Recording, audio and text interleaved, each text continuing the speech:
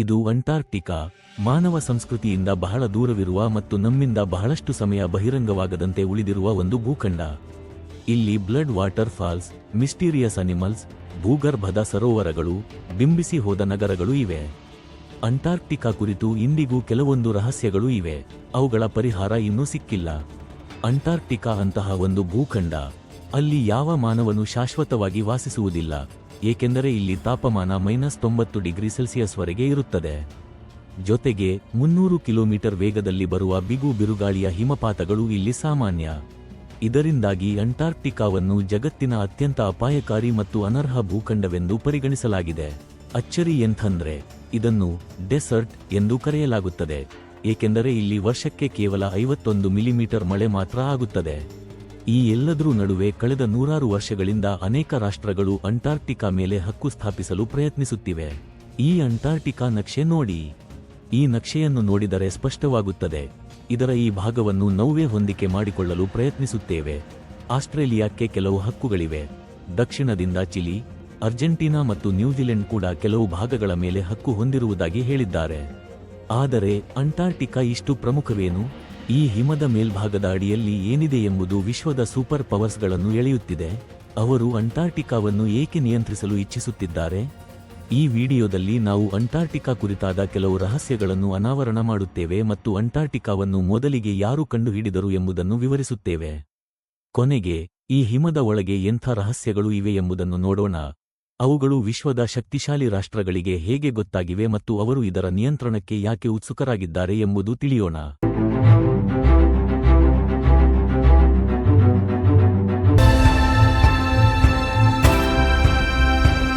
ಅಂಟಾರ್ಕ್ಟಿಕಾವನ್ನು ಮೊದಲು ಯಾರು ಕಂಡುಹಿಡಿದರು? ಇಂಗ್ಲಿಷ್ ನಾವಿಕರ ಪ್ರಕಾರ ಅಂಟಾರ್ಕ್ಟಿಕಾವನ್ನು ಮೊದಲಿಗೆ ಅವರೇ ಕಂಡುಹಿಡಿದರು ಅಂತಾರೆ. ಆದರೆ ರಷ್ಯಾ ಹೇಳೋದು ಅವರು ಮೊದಲಿಗೆ ಅಲ್ಲಿ ಕಾಲಿಟ್ಟರು. ಆದರೆ ಅಂಟಾರ್ಕ್ಟಿಕಾ ಕುರಿತು ಪ್ರಾಚೀನ ದಾರ್ಶನಿಕ ಅರಿಸ್ಟಾಟಲ್ ಸಹ ಮಾತನಾಡಿದ್ದಾರೆ. ಅವರ ಪ್ರಕಾರ ಭೂಮಿಯ ಉತ್ತರ ಮತ್ತು ದಕ್ಷಿಣ ಧ್ರುವಗಳು ಪರಸ್ಪರ ಪ್ರತಿಬಿಂಬದಂತೆ ಇವೆ.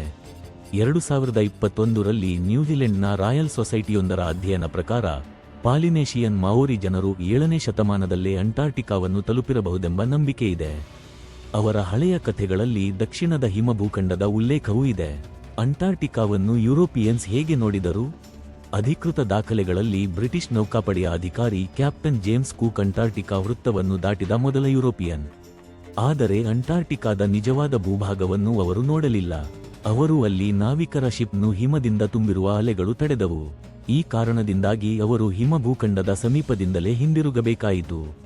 ಕ್ಯಾಪ್ಟನ್ ಕೂಕ್ ಹೇಳಿದರು, ಈ ಭೂಖಂಡವನ್ನು ತಲುಪುವುದು ಅಷ್ಟು ಅಪಾಯಕಾರಿ, ಬಹುಶಃ ಯಾರೂ ಇಲ್ಲಿ ಬರಲಾರರು. ಅಂತಾರಾಷ್ಟ್ರೀಯ ಆಪಿಕ್ಷೆ ಕೂಕ್ ನಂತರ ಹಲವರು ಅಂಟಾರ್ಕ್ಟಿಕಾಕ್ಕೆ ಪ್ರಯತ್ನಿಸಿದರು, ಆದರೆ ಯಶಸ್ಸಾಗಲಿಲ್ಲ. 19ನೇ ಶತಮಾನದಲ್ಲಿ ಪ್ರಪಂಚದ ರಾಷ್ಟ್ರಗಳು ತಮ್ಮ ಆರ್ಥಿಕ ಪ್ರಭಾವವನ್ನು ಹೆಚ್ಚಿಸಲು ಹೊಸ ಭೂಭಾಗಗಳನ್ನು ಹುಡುಕಲು ಆರಂಭಿಸಿದವು. ಈ ಹೊಸ ಶತಮಾನದಲ್ಲಿ ಪ್ರತಿಯೊಬ್ಬ ದೇಶವೂ ಸೂಪರ್ ಪವರ್ ಆಗಬೇಕೆಂಬ ಕನಸು ಹೊಂದಿದವು. ಈ ಪೈಪೋಟಿಯಲ್ಲಿ ರಷ್ಯಾ ಸಾಮ್ರಾಜ್ಯವು 1819ರಲ್ಲಿ ಮೊದಲ ಯಶಸ್ವಿ ಎಕ್ಸ್ಪ್ಲೋರ್ ಅನ್ನು ಕಳುಹಿಸಿತು. ಅವರನ್ನು ಆಧುನಿಕ ಇತಿಹಾಸದಲ್ಲಿ ಅಂಟಾರ್ಕ್ಟಿಕಾವನ್ನು ಮೊದಲನೆಯದಾಗಿ ನೋಡಿದ ವ್ಯಕ್ತಿಯಾಗಿ ಪರಿಗಣಿಸಲಾಗುತ್ತದೆ. 1900ರಿಂದ 1920ರವರೆಗೆ ಹಲವಾರು ಎಕ್ಸ್ಪ್ಲೋರರುಗಳು ಅಂಟಾರ್ಕ್ಟಿಕಾವನ್ನು ಅನ್ವೇಷಿಸಿದರು. 1911ರಲ್ಲಿ British explorer Robert Falcon Scott ತನ್ನ ತಂಡದೊಂದಿಗೆ ಅಂಟಾರ್ಕ್ಟಿಕಾದತ್ತ ಪ್ರಯಾಣ ಆರಂಭಿಸಿದರು. ಅವರು ಸುಮಾರು 400 ಮೈಲ್ಗಳಷ್ಟು ಸಾಗಿದರು, ಆದರೆ ಕಠಿಣ ಹವಾಮಾನ ಹಾಗೂ ಭೂಗರ್ಭದ ಅಡಚಣೆಗಳಿಂದ ಹಿಂದಿರುಗಬೇಕಾಯಿತು. ಆದರೆ ಈ ಹಿಂದಿರುಗುವ ಪ್ರಯಾಣ ಭೀಕರವಾಯಿತು. ಸ್ಕಾಟ್ ಮತ್ತು ಅವರ ತಂಡ ತೀವ್ರ ತಂಪು ಹಾಗೂ ಹಿಮದ ಬಿರುಗಾಳಿಯಲ್ಲಿ ಸಿಲುಕಿ ಸಾವನ್ನಪ್ಪಿದರು. ಅಂಟಾರ್ಕ್ಟಿಕಾದ ಮೊದಲ ದೊಡ್ಡ ರಹಸ್ಯಗಳು. ಮೊದಲ ಮತ್ತು ಪ್ರಮುಖ ರಹಸ್ಯವೆಂದರೆ, ಒಂದು ಕಾಲದಲ್ಲಿ ಅಂಟಾರ್ಕ್ಟಿಕಾದಲ್ಲಿ ಹಿಮವಿಲ್ಲದೆ ಕಾಡುಗಳು ಇದ್ದವು. ಲಂಡನ್ನ ಇಂಪೀರಿಯಲ್ ಕಾಲೇಜ್ನ ವಿಜ್ಞಾನಿಗಳ ಪ್ರಕಾರ ಅವರಿಗೆ ಅಲ್ಲಿ ಫಾಸಿಲೈಸ್ಡ್ ವುಡ್ ಅಗ್ನಿಯಿಂದ ಹಾಯ್ದ ಮರದ ಅವಶೇಷ ದೊರೆತಿವೆ. ಇದು 90 ದಶಲಕ್ಷ ವರ್ಷಗಳ ಹಿಂದೆ ಅಂಟಾರ್ಕ್ಟಿಕಾ ಒಂದು ಬಿಸಿ ಭೂಖಂಡವಾಗಿತ್ತು ಎಂಬುದನ್ನು ಸೂಚಿಸುತ್ತದೆ. ಅಲ್ಲಿ ಕಾಡುಗಳು ತುಂಬಿದ್ದವು. ಇದರೊಂದಿಗೆ ವಿಜ್ಞಾನಿಗಳಿಗೆ ಅಲ್ಲಿ ಇತರ ಪ್ರಾಣಿಗಳ ಫಾಸಲ್ಗಳು ದೊರೆಯುವ ಮೂಲಕ ಅಂಟಾರ್ಕ್ಟಿಕಾ ಒಂದು ಕಾಲದಲ್ಲಿ ಉಷ್ಣವಲಯದ ಪರಿಸರವಿತ್ತು ಎಂಬುದು ಸ್ಪಷ್ಟವಾಯಿತು. ಬೇರೊಂದು ಆಶ್ಚರ್ಯಕರ ರಹಸ್ಯ, ಹಿಮದ ಕೆಳಗಿನ ಜಲಪಾತಗಳು ಮತ್ತು ಜೀವಿಗಳ ಜಗತ್ತು. ಅಂಟಾರ್ಕ್ಟಿಕಾದ 3ನೇ ದೊಡ್ಡ ರಹಸ್ಯವೆಂದರೆ 3 ಕಿಲೋಮೀಟರ್ ದಟ್ಟ ಹಿಮದ ಕೆಳಗೆ ಸುಮಾರು 400 ಸರೋವರಗಳಿವೆ. ಇವುಗಳಲ್ಲಿ ಪ್ರತ್ಯೇಕವಾದ ತಮ್ಮದೇ ಆದ ಪರಿಸರ ವ್ಯವಸ್ಥೆ ಇದೆ. ಈ ಸರೋವರಗಳಲ್ಲಿ ಅಂತರ್ಜಲ ಜೀವಿಗಳು ಇವೆ. ಇಡೀ ಜಗತ್ತಿನಲ್ಲಿ ಇನ್ನೆಲ್ಲೂ ಕಂಡುಬಾರದ ವಿಭಿನ್ನ ಜಾತಿಯ ಸಮುದ್ರ ಜೀವಿಗಳು.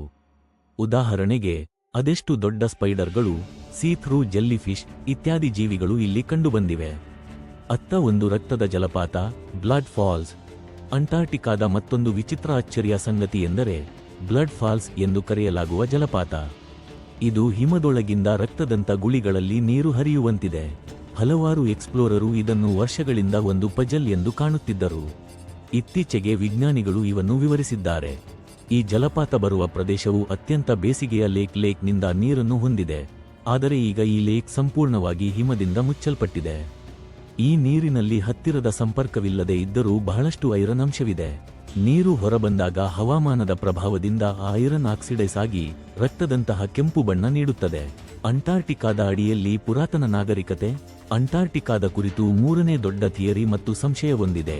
ಈ 2016ರಲ್ಲಿ ಗೂಗಲ್ ಅರ್ತ್ನಲ್ಲಿ ಅಂಟಾರ್ಟಿಕಾದ ಮೇಲೆ ಹಲವು ವಿಚಿತ್ರ ಚಟುವಟಿಕೆಗಳು ದಾಖಲಾದವು.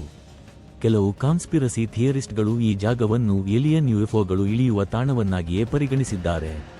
ಇದೇ ವೇಳೆ ಕೆಲ ರಾಜಕೀಯ ವಿಶ್ಲೇಷಕರ ಪ್ರಕಾರ ಇದು ಏಲಿಯನ್ ಸಂಪರ್ಕವಲ್ಲ, ಬದಲಿಗೆ ಅಮೆರಿಕ ಮತ್ತು ಇತರ ರಾಷ್ಟ್ರಗಳು ಅಂಟಾರ್ಟಿಕಾದಲ್ಲಿ ನಡೆಸುತ್ತಿರುವ ಸೀಕ್ರೆಟ್ ಏರ್ ಆಪರೇಷನ್ಸ್ ಆಗಿವೆ. ಅಂಟಾರ್ಟಿಕಾದ ಹಿಮದ ಹಿಂದಿರುವ ರಾಜಕೀಯ ಆಡಂಬರ. ಈ ರಹಸ್ಯಗಳಿಂದ ಹೊರತಾಗಿ ಅಂಟಾರ್ಟಿಕಾದ ಹಿಂದೆ ಇದೆ ಒಂದು ರಾಜಕೀಯ ಎಜೆಂಡಾ. ಬಹುಜನರಿಗೆ ಇದರ ಬಗ್ಗೆ ತಿಳಿದಿಲ್ಲ.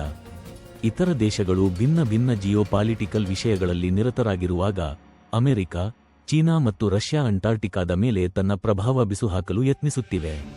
ಚೀನಾದಂಥ ದೇಶಗಳು ಅಲ್ಲಿ ಹಲವಾರು ಸಂಶೋಧನಾ ಕೇಂದ್ರಗಳನ್ನು ಸ್ಥಾಪಿಸಿದ್ದವು.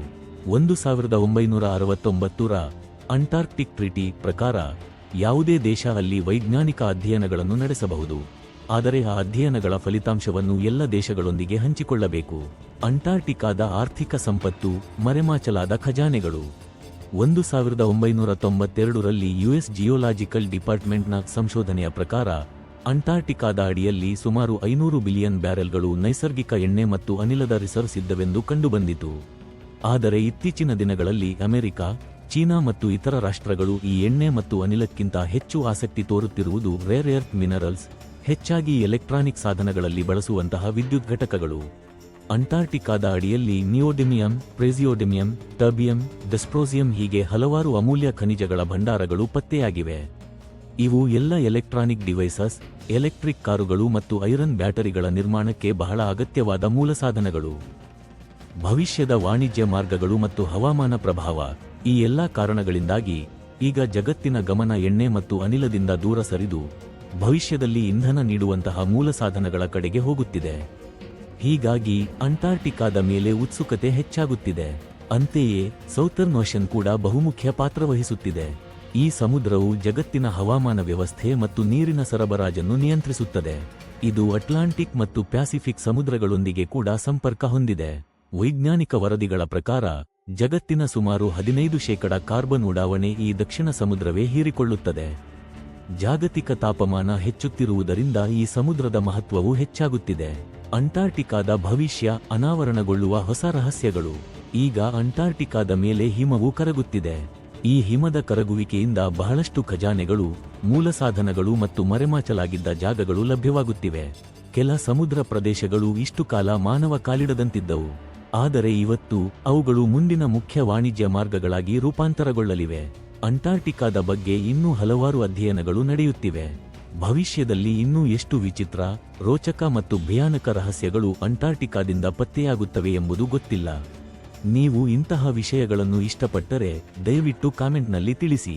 ಮುಂದಿನ ವಿಡಿಯೋದಲ್ಲಿ ಮತ್ತೊಂದು ರೋಚಕ ವಿಷಯದೊಂದಿಗೆ ಸಿಗೋಣ. ಧನ್ಯವಾದಗಳು ವಿಡಿಯೋ ನೋಡಿದಕ್ಕಾಗಿ.